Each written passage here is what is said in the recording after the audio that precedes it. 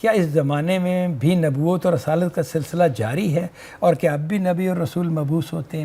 یعنی نبوت اور رسالت کا یہ سلسلہ جو چل رہا تھا کیا یہ آج بھی چل رہا ہے؟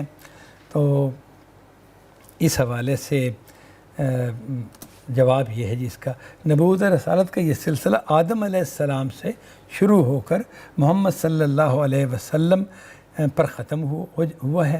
آپ کے دنیا سے رخصت ہو جانے کے بعد وحی و الہام کا دروازہ ہمیشہ کے لیے بند ہو گیا ہے اور نبوت ختم کر دی گئی ہے۔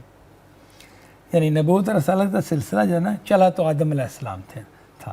آدم علیہ السلام خود پہلے نبی تھے، یعنی خدا کی وحی ان تک پہنچتی تھی اور اس کے مطابق وہ اپنی زندگی بسر کرتے تھے، اور پھر یہ سلسلہ چلتا رہا، انبیاء آتے رہے انسانوں میں اور رسول بھی آئے، حتیٰ کہ آخری رسول کی بعثت ہوئی محمد صلی اللہ علیہ وسلم، یہ ہم جانتے ہیں مکہ میں آپ مبعوث ہوئے۔ یہ آج سے 1400 سال 1450 سال پہلے کی بات ہے۔ یہ آخری رسول تھے اور اس کے بعد پھر رسول نہیں آیا۔ آپ کو جو کتاب دی گئی وہ کتاب اب محفوظ صورت میں ہمارے پاس ہے اور ہمارے لیے وہ فیصلے کی بنیاد بن جاتی ہے۔ دین کو جاننا چاہتے ہیں تو اس کتاب سے آپ جان سکتے ہیں۔